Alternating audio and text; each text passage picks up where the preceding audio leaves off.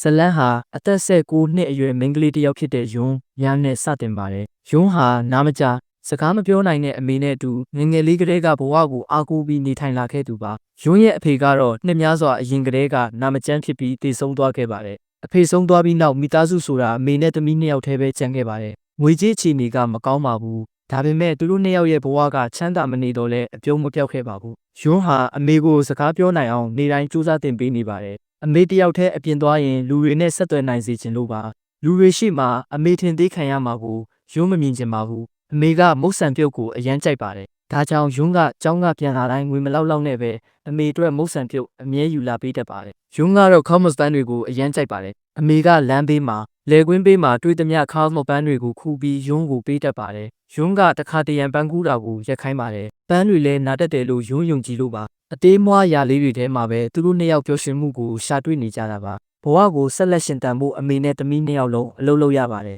အမေကအထည်ချုပ်စက်ရုံမှာနေ့စဉ်အလုပ်လုပ်ရပါတယ်ယွန်းကတော့ကျောင်းတက်ရင်ကဖေးတစ်ဆိုင်မှာအချိန်ပိုင်းအလုပ်လုပ်ပါတယ်အမေကသမီးအရွယ်ငယ်ငယ်နဲ့ပြမတ်နေရတာကိုမြင်ရတိုင်းစိတ်မကောင်းဖြစ်ပါတယ်အဖေနာမကျန်းတဲ့အချိန်ယူထားတဲ့အကျွေးတွေကိုအကုန်ဆက်ပြီးပါပြီလို့အမေအမြဲပြောတတ်ပါတယ်ဒါပေမဲ့ယွန်းကအမေကိုမပင်ပန်းစေချင်လို့ဘာမှမပြောဘဲရေယုံနဲ့ပဲဖြတ်တန်းသွားပါတယ်အမေဟာအဆုတ်ယောဂစမရှိပါတယ်ဒါကြောင့်တက်တာစီမဲ့ဆေးဖက်ဝင်လက်ဖက်ရည်တွေကိုအွန်လိုင်းကနေမကြာခဏမှယူတတ်ပါတယ်ယွန်းကအမေရဲ့အသက်ရှူတန်နည်းနည်းပြောင်းသွားတာနဲ့တောင်အရန်စိုးရိမ်တတ်ပါတယ်တနေ့မှာယွန်းရဲ့ចောင်းတငယ်ချင်းတွေသူမအလုပ်လုပ်နေတဲ့ကဖေးကိုလာတွေ့ကြပါတယ်အဲ့ဒီအချိန်မှာပဲယွန်းចောင်းမတက်တော့ဘူးဆိုတာမထင်မှတ်ပဲဖော်ထုတ်မိသွားပါတယ်တကယ်တော့ယွန်းဟာចောင်းကိုအပြီးတိုင်မထွက်ခဲ့ပေမဲ့စာမွေးပွဲတွေကိုရန်နာပြီးအစိုးရအလုပ်စာမွေးပွဲအတွက်လှုပ်ဝက်ပြင်ဆင်နေတာပါအမေကိုမသိစေချင်လို့ယွန်းကအိမ်ကနေထွက်တိုင်းចောင်းဝတ်စုံဝတ်ပြီးထွက်နေစေပါဒီနှစ်စာမွေးပွဲမှာမအောင်မြင်ခဲ့ပေမဲ့နောက်နှစ်မှာအပြည့်အဝပြင်ဆင်ပြီးပြန်ဖြေဖို့ဆုံးဖြတ်ထားပါတယ်။သူမရဲ့တငယ်ချင်းတွေကလည်းယွန်းကိုအရန်ထောက်ခံပြီးစာအုပ်တွေပါဝယ်ပေးကြပါတယ်။တနေ့မှာအမေလက်ချောင်းထိခိုက်ဒဏ်ရာရပြီးဆေးရုံတင်ရတယ်ဆိုတဲ့သတင်းကိုယွန်းကြားလိုက်ရပါတယ်။ယွန်းဟာမျက်ရည်တွေနဲ့အမေရှိရာကိုအပြေးသွားပါတယ်။အမေရဲ့လုပ်ဖို့ကင်ဖက်ယောက်ျားတစ်ယောက်ကဆေးရုံကိုခေါ်သွားပြီးကူညီထားတာကိုသိရတော့ယွန်းကကျေးဇူးတင်ပါတယ်။ဒါပေမဲ့အဲ့ဒီယောက်ျားဟာအမေနားမကြားတာကိုအထင်သေးပြီးယွန်းကိုမကောင်းတဲ့ရည်ရွယ်ချက်နဲ့ကြီးနေသူဖြစ်ပါတယ်။သူကယွန်းကိုသူနဲ့လက်ထပ်ပေးဖို့အကြံပေးလာပါတယ်။ငါလိုသမီးကိုပျော်အောင်လုပ်ပေးနိုင်မဲ့လူမရှိဘူးလို့ပြောပြီးရေလိုက်ပါတယ်။အမေကနှက်ခမ်းဖက်ပြီးအားလုံးကိုနားလည်သွားပါတယ်။ဒေါသထွက်ကအဲ့ဒီယောက်ျားကိုပါရိုက်လိုက်ပါတယ်။အဲ့ဒီနေ့နောက်ပိုင်းအဲ့ဒီယောက်ျားဟာယွန်းကိုမေးမရတော့ပါဘူး။ယွန်းအလုပ်လုပ်နေတဲ့နေရာကိုမကြာခဏလာပြီးရုပ်မာတဲ့မျက်လုံးနဲ့ကြည့်နေပါတယ်။တညမှာယွန်းအလုပ်ကနောက်ကျပြီးတယောက်တည်းပြန်လာနေပါတယ်။လမ်းတွေကလူမရှိတော့ပါဘူး။အဲ့ဒီယောက်ျားကနောက်ကနေလိုက်လာပါတယ်။ယွန်းတတိထားမိပြီးအရှိန်မြင့်လျှောက်တဲ့အခါသူကပြေးလိုက်လာပါတယ်။နောက်ဆုံးမှာလက်ကွင်းပေးတိတ်ဆိတ်တဲ့နေရာမှာယွန်းကိုဖမ်းဆွဲပြီးအကြမ်းဖက်လိမ်ပိုင်းဆိုင်ရာကျူးလွန်လိုက်ပါတယ်။ပြီးသွားတဲ့နောက်ယွန်းကိုချင်းချောက်ပြီးဘသူ့ကိုမှမပြောနဲ့ပြောရင်မင်းမေကိုပါအဲ့လိုလုပ်မယ်လို့ပြောလိုက်ပါတယ်။အမေကသမီးမပြန်လာသေးလို့စိတ်ပူပြီးထွက်ရှာပါတယ်။အဲ့ဒီအချိန်မှာယွန်းဟာအမေအနေနဲ့ကြုံရတော့မယ်ဆိုတာမြင်လိုက်ပါတယ်။နောက်ဆုံးအင်အားနဲ့ကြောက်တုံးတစ်လုံးကိုကင်ပြီးအဲ့ဒီယောက်ျားရဲ့ခေါင်းကိုအပြင်းထန်ထုလိုက်ပါတယ်။ဒဏ်ရာပြင်းထန်လွန်းလို့ရုပ်မာတဲ့ယောက်ျားဟာနေရာတင်တည်ဆုံးသွားပါတယ်။နောက်ခန်းမှာတော့ယွန်းကိုလူတက်မှုနဲ့ဖမ်းဆီးထားတာကိုမြင်ရပါတယ်။ကိုကာကွယ်ခဲ့တာဆိုတဲ့အထောက်အထားမရှိတဲ့အတွက်ဥပဒေအရလူတက်မှုအဖြစ်သတ်မှတ်ခံရပါတယ်။ယွန်းကိုကယ်ဖို့အတွက်သူမရဲ့ရှေ့နေကလူအများရှိထွက်ပြီးအမျိုးသမီးအဖွဲ့အစည်းတွေနဲ့ပူးပေါင်းကကိုယ်အခွင့်အရေးအတွက်ရင်ဆိုင်တိုက်ပွဲဝင်ဖို့အကြံပြုလိုက်ပါတယ်။ဒါပေမဲ့ယွန်းကအဲ့ဒီအကြံကိုလုံးဝမလက်ခံပါဘူး။သူမရဲ့အကြောင်းကိုလူအများကြီးသိသွားတာမလိုလားပါဘူး။စင်ရဲပြီးတနာစရာမိန်းကလေးတစ်ယောက်လူတွေကကြည့်ကြမယ်ဆိုတာကိုသူမမခံနိုင်ပါဘူး။မွေးလာတဲ့အချိန်ကစပြီးအမြဲတမ်းအားနည်းသူလိုအမြင်နဲ့ကြည့်ခံနေရတာကိုယွန်းမခံနိုင်တော့လို့ပါ။ဒီအကြောင်းတွေကိုအမေကပါရှင်းပြလိုက်ပါတယ်။နောက်ဆုံးမှာတော့မိခင်နဲ့သမီးနှစ်ယောက်လုံးဘာလမ်းမှမတွေ့တော့ပဲဖတ်ထားပြီးငိုကြယုံတာကြံပါတော့တယ်။အချိန်နဲ့ငယ်ကြပြီးနောက်တရားရုံးကြားနာတဲ့နေ့ရောက်လာပါတယ်။အထောက်ထားမလုံလောက်တဲ့အတွက်တရားရုံးကယွန်းကိုလူတက်မှုအတွက်ထောင်ဒဏ်9နှစ်ချမှတ်လိုက်ပါတယ်။အဆုံးဖြတ်ချက်ကိုကြားလိုက်ချိန်မှာယွန်းရဲ့အမေကလက်အုပ်ချပြီးတောင်းပန်ကသမီးကိုဖတ်ပြီးအသက်မထွက်ပဲငိုကြွေးပါတယ်။အဲ့ဒီနေရာမှာရှိတဲ့လူတိုင်းရဲ့မျက်လုံးထဲမှာမမျော်လင့်ပဲမျက်ရည်ဝဲလာကြပါတယ်။နောက်ပိုင်းမှာယွန်းကိုထောင်တွင်းသူမနေရမယ့်အခန်းစီခေါ်သွားပါတယ်။အဲ့ဒီအခန်းထဲမှာမိန်းကလေး9ယောက်ရှိပြီးသားဖြစ်ပါတယ်။ယွန်းဝင်လိုက်ချိန်မှာမတော်တဆသူမရဲ့ကိုယ်ခန္ဓာကမိန်းကလေးတစ်ယောက်နဲ့နည်းနည်းလေးထိမိသွားပါတယ်။အဲ့ဒီအခါအဲ့ဒီမိန်းကလေးကယွန်းကိုရုတ်တရက်ရိုက်နှက်ပါတော့တယ်။အခြားအချင်းသူတွေဝင်တားပြီးမှသာ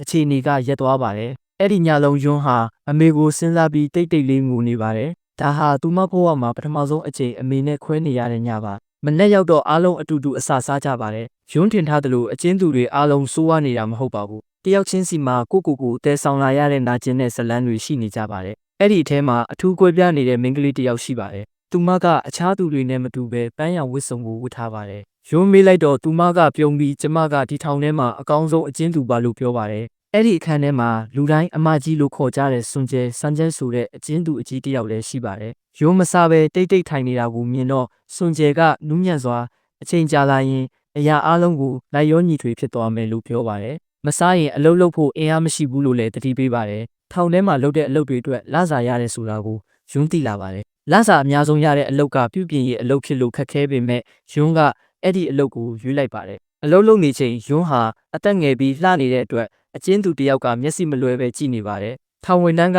ယွန်းဟာအသစ်ဖြစ်လို့သူမရဲ့အကျဉ်းသူနံပါတ်က2038လို့ကြေညာလိုက်ပါတယ်နေ့လယ်လုပ်ပြီးတဲ့အခါယွန်းကလစာကိုဘယ်ချိန်ရမလဲမေးလိုက်ပါတယ်အဲ့ဒီစကားကိုကြားလိုက်တဲ့ထောင်ဝန်ထမ်းကဒေါသထွက်ပြီးမင်းလိုအကျဉ်းသူတစ်ယောက်ကလစာမေးစရာမရှိဘူးလို့အပြင်းထန်ဆူလိုက်ပါတယ်အဲ့ဒီညမှာအားလုံးအိတ်နေချိန်ယွန်းဟာထောက်တနေရာမှာတိတ်တိတ်လေးငူနေပါတယ်စွန်ကျဲကအနားကိုလာပြီးသူမအကြောင်းကိုပြောပြပါတယ်သူမဟာလူ9ယောက်ကိုတတ်ခဲ့လို့ထောင်ကျနေတာဖြစ်ပါတယ်သူမရဲ့သားကိုအရက်မူးရင်မောင်းတစ်ယောက်ကတတ်သွားခဲ့ပြီးအပြန်အလှန်အပြည့်ယူဖို့အဲ့ဒီယောက်ျားရဲ့မိသားစုကိုမိရှို့တက်ခဲ့တာလို့ပြောပါတယ်အဲ့ဒီအမှုကိုအရန်အောင်တရားနေတယ်လို့လည်းပြောပါတယ်စွန်ကျဲကယွန်းကိုခန်းစားချက်တွေကိုဖုံးမထားပဲထုတ်ဖော်ပြောနိုင်မှစင်ငင်းချမ်းမယ်လို့အကြံပေးပါတယ်သူမဟာတေတံချမှတ်ခံထားရပြီးအချိန်လဲနီးလာနေပြီဆိုတာကိုယွန်းသိလာပါတယ်ဒီစကားတွေကိုကြားပြီးနောက်ယွန်းကအမေကိုစာရေးပါတယ်သူမအစဉ်ပြေနေကြောင်းစိတ်မပူဖို့စာထဲမှာရေးထားပါတယ်အချိန်ကြာလာတာနဲ့အမျှယွန်းဟာထောင်ဘဝကိုဖြည်းဖြည်းလိုက်ရောညီထွေဖြစ်လာပါတယ်အခြားမိန်းကလေးတွေနဲ့လည်းနီးစပ်လာပါတယ်တနေ့မှာအမေက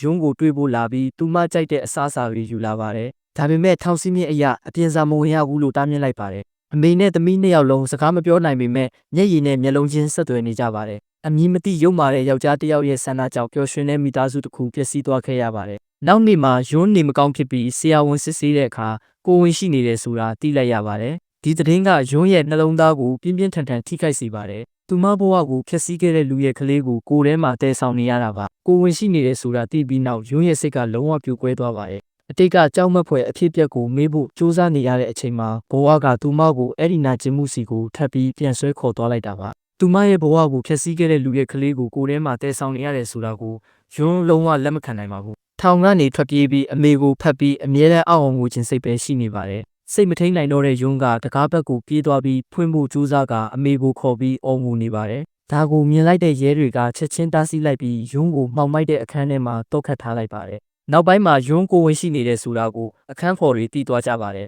အားလုံးကယွန်းအတွက်စိုးရင်ပူပန်ကြပါတယ်သူမကအသက်ငယ်သေးတာရဲ့ကိုဝင်ကလည်းအဲ့ဒီရုပ်မာတဲ့လူရဲ့ကလေးဖြစ်နေတာကြောင့်ပါနောက်တစ်နေ့မှာစွန်ကျဲကယွန်းရဲ့ခေါင်းကိုကိုကောင်းပေါ်တင်ပြီးဘလို့ချီနေမဆိုခိုင်မာရမယ်လို့မိခင်တယောက်လိုပြောပါတယ်အချိန်နှဲငယ်ကြာပြီးနောက်ပထမနေ့ကယွန်းကိုရိုက်ခဲ့တဲ့မိန်းကလေးကထပ်ပြီးယွန်းကိုလက်ထပ်ချိန်ပါတယ်ဒါကြောင့်မရင်းချင်းခံရတဲ့လူရဲ့ကလေးကိုကိုယ်ထဲမှာထားနေရတာလဲလို့ဒေါသထွက်နဲ့မေးပါတယ်ဒါပေမဲ့အခြားအချင်းသူတွေဝင်ရောက်တားဆီးလိုက်ပါတယ်နောက်ပိုင်းမှာတိလာရတာကအဲ့ဒီမိန်းကလေးရဲ့ဘဝဇလံလဲယွန်းနဲ့ဆင်တူနေပါတယ်အချိန်တွေကုန်သွားလာတာနဲ့အမျှယွန်းကအမေကိုမတွေ့တော့ပါဘူးအမေတိသွားရင်ပိုပြီးစိတ်ပူမယ်လို့ထင်လို့ပါအမေကနေတိုင်းလာတွေ့ပေမဲ့ယွန်းကတွေ့ဖို့ညင်းနေပါတယ်ဘာကြောင့်သမီးကကိုယ့်ကိုရှောင်နေလဲမသိနိုင်တဲ့အမေကစိတ်ပူပြီးနာကျင်နေပါတယ်တနေ့မှာအခြားအခန်းကမိန်းကလေးတချို့ယွန်းကိုချင်းချောက်လာကြပါတယ်အဲ့ဒီအချိန်မှာမိန်းကလေးတစ်ယောက်ကယွန်းကိုအိမ်သာဘက်ကိုခေါ်သွားပါတယ်အဲ့ဒီမိန်းကလေးကပထမနေ့ကတည်းကယွန်းကိုမကောင်းတဲ့အမြင်နဲ့ကြည့်နေတာပါသူမကိုလိမ်ပိုင်းဆိုင်ရာအနိုင်ကျင့်နေတာပါအဲ့ဒီအချိန်မှာပဲစွန်ကျဲဝင်လာပြီး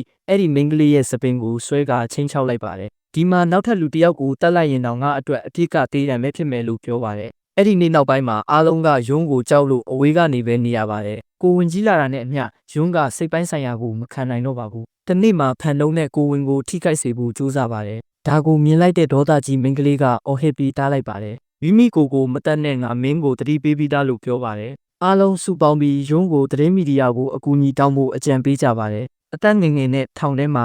နှစ်နေရတာဟာဘဝကိုအလားအတာဖြစ်စေမယ်လို့ပြောကြပါတယ်ဒါပေမဲ့ယွန်းကလူအများရှိကိုယ့်ရှက်ကိုဖော်ထုတ်ပြီးဘဝတစ်လျှောက်နာကျင်နေရမယ့်အစားထောင်ထဲမှာပဲနှစ်နေရတာကိုလက်ခံနိုင်တယ်လို့ပြောပါတယ်နောက်ဆုံးမှာတရားရုံးကိုအမှုပြန်လည်စစ်ဆေးရန်တောင်းဆိုစာတင်လိုက်ပါတယ်ကံကောင်းရင်တရားသူကြီးကနားလည်ပေးနိုင်မယ်လို့မျှော်လင့်ပါတယ်ကိုဝင်ကြောက်ယွန်းကိုအလုတ်ကျန်းတွေကနေလွတ်ပြီးစေဝါစီမံခန့်ခွဲတဲ့အလုပ်ပဲပေးလိုက်ပါတယ်အမေနဲ့မတွေ့ပေမဲ့ယွန်းကစာတွေကိုတော့အမြဲရေးပါတယ်အမေစိတ်မပူဖို့စာတိုင်းမှာပြောနေပါတယ်အမေကသမီးရဲ့စာတွေဖတ်တိုင်းမျက်ရည်ကျနေပါတယ်တနေ့မှာအလုတ်လုံနေစဉ်ယွန်းက1 byte အရန်လာပါတယ် စစ်ဆေးကြည့်တဲ့အခါကိုဝင်6လရှိနေပြီဆိုတာသိရပါတယ်ကိုဝမကြီးတလို့ထင်ပေမဲ့ကလေးကသေးငယ်ပေမဲ့ကျမ်းမာပါတယ်ကလေးရဲ့နှလုံးခုန်တံကိုကြားလိုက်ရတဲ့အချိန်မှာယွန်းမျက်ရည်ကျပါတော့တယ်ဘာကြောင့်လဲဆိုတော့ယွန်းကကလေးကိုဖျက်ချင်လို့စိတ်တချို့ကိုလှုပ်ဝက်တောက်နေခဲ့တာပါအခန်းပြန်ရောက်တဲ့အခါအားလုံးကိုအမှန်တိုင်းပြောပြလိုက်ပါတယ်အဲ့ဒီနေ့ကစပြီးအားလုံးကယွန်းကိုအလုံးမလုံးစေတော့ပဲအထူးဂရုစိုက်ကြပါတယ်နောက်ဆုံးမှာအမှုပြန်လဲကြားနာတဲ့နေ့ရောက်လာပါတယ်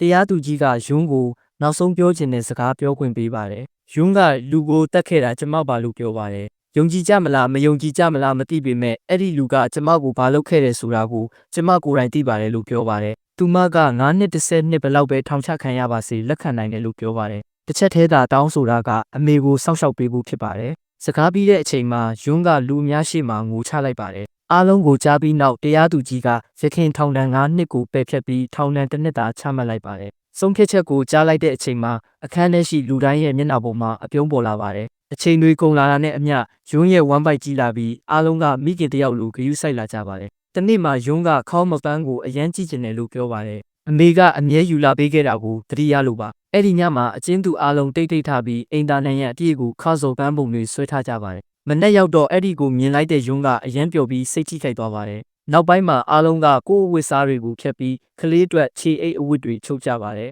ကလေးနာမည်ကိုလည်းရွေးထားကြပါတယ်ယောက်ျားလေးဖြစ်ဖြစ်မိန်းကလေးဖြစ်ဖြစ်နာမည်ကိုပါလိလို့ပေးမယ်လို့ဆုံးဖြတ်ပါတယ်အထိပ္ပယ်ကအားနဲ့သူကိုကာကွယ်သူဖြစ်ပါတယ်အန်ဩစရာကပထမနေ့ကဒေါသကြီးမိန်းကလေးကကလေးအတွက်ကစားစရာတစ်ခုကိုလုပ်ပေးပါတယ်ဘဝရဲ့နာကျင်မှုတွေကြောင့်သူတို့ရဲ့နှလုံးသားတွေကန်းတင်းသွားခဲ့ပေမဲ့ကလေးကြောင့်ပြန်လည်နူးညံ့လာကြပါတယ်တနေ့မှာအားလုံးအလုတ်သွားနေချိန်ယွန်းတယောက်တည်းအခန်းထဲမှာရှိနေပါတယ်အဲ့ဒီအချိန်မှာဘိုက်ကိုက်လာပြီးမွေးကနီးနာကျင်မှုစတင်ပါတယ်ယွန်းကသူမအခန်းဖော်တွေကိုရေးထားတဲ့စာတွေကိုတယောက်ချင်းစီရဲ့အန်ဆွဲထဲထည့်ထားလိုက်ပါတယ်ပြီးတော့စေးတစ်မျိုးကိုတောက်ကကျမ်းပြင်ပေါ်လှဲလိုက်ပါတယ်အလုတ်ပြီးပြန်လာတဲ့အခါယွန်းသတိလစ်နေတာကိုတွေးကြပြီးအားလုံးထိတ်လန့်ကငိုကြပါတယ်ရဲတွေကိုခေါ်ပြီးယွန်းကိုစေးရုံတို့ချက်ချင်းပို့လိုက်ပါတယ်အချိန်တော်ကြာတော့လဲယွန်းသတိမပြန်လာပါဘူးဆရာဝန်တွေကမထုတ်ရင်မိခင်နဲ့ကလေး2ယောက်လုံးအန္တရာယ်ရှိတယ်လို့ပြောပါတယ်ဒါပေမဲ့ယွန်းကတုံ့ပြန်မှုမရှိပါဘူးနောက်ဆုံးမှာဆရာဝန်တွေကကလေးကိုကယ်နိုင်ခဲ့ပေမဲ့ယွန်းရဲ့အခြေအနေကတော့အလွန်ဆိုးနေပါတယ်ထောင်ဘက်မှာတော့ယွန်းထားခဲ့တဲ့စာတွေကိုဖတ်ပြီးအားလုံးမျက်ရည်ကျနေကြပါတယ်စာထဲမှာကိုမရှင်တန်နိုင်ရင်လည်းဖြစ်နိုင်လို့နှုတ်ဆက်စာရေးထားပါတယ်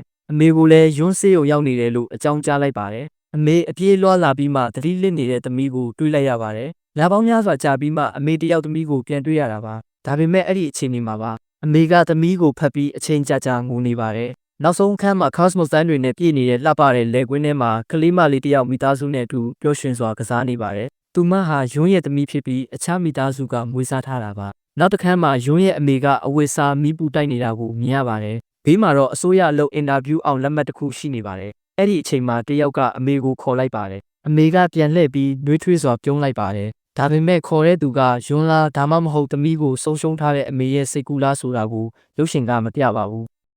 ချစ်ခင်အားပေးနေကြတဲ့ချစ်မိတ်ဆွေများအားလုံးကျေးဇူးတင်ပါတယ်ဗျကျွန်တော်ကတိုင်းရင်းသားတယောက်ပါမြန်မာစကားပြောတာတိတ်မကျွမ်းကျင်မပြီးသားသေးလို့အခုလောလောဆယ်အဲနဲ့သာအသုံးပြုဖန်တီးရတာဖြစ်ပါတယ်ဗျ